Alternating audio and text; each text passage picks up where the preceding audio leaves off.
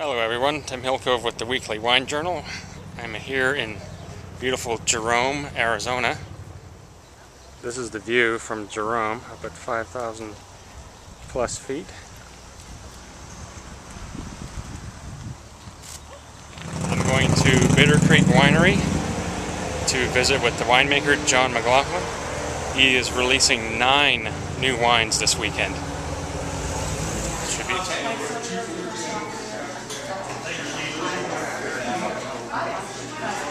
Alright, we're back with John McLoughlin here at Bitter Creek Winery, releasing 9 new wines today.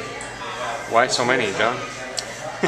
I have a very, I like variety. When I go out to eat, I don't like ordering just a steak. I like ordering several appetizers because I like variety. And I think most people do as well.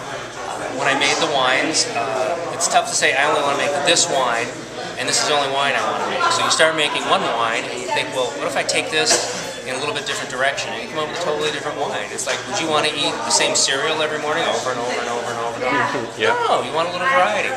So we came up with several different wines that have give you a little bit of variety. And then when we did the labels, I wanted a label that was fun, something different that you can't get on every street corner. You know, so many people have a fancy chateau. What we're doing is, our whole series is done in the tarot cards, and we're eventually going to do a whole deck of tarot cards. Our artist, which is Rick, which is a local artist here in town, I commissioned him to start doing labels for us, and it'll probably take 3 years, but eventually we'll have enough labels that we can actually do a tarot deck. And what I try to do is I try to keep the whites, because they're a little bit more feminine, a little bit light, with the female cards.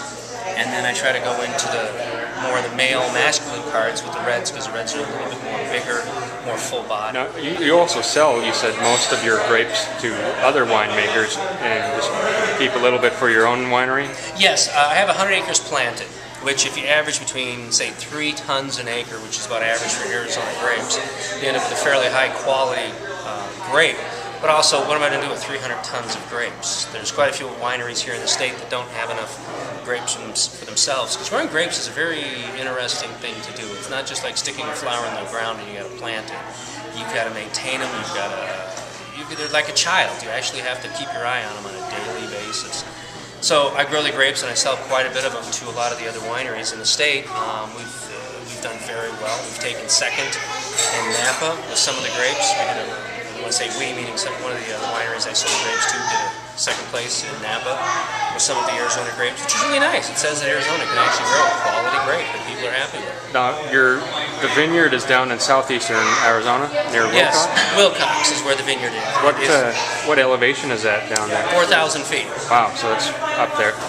And then where do you actually make the wine?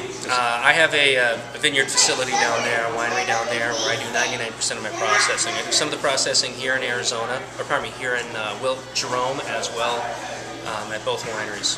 Oh, okay, cool. So you have a remote location sort of right where we are now in Jerome, exactly. And then you have all of your vineyards down in southeastern Arizona. Yes, I try to do a lot of it down there, but then I also do a lot of the items here that are kind of unique.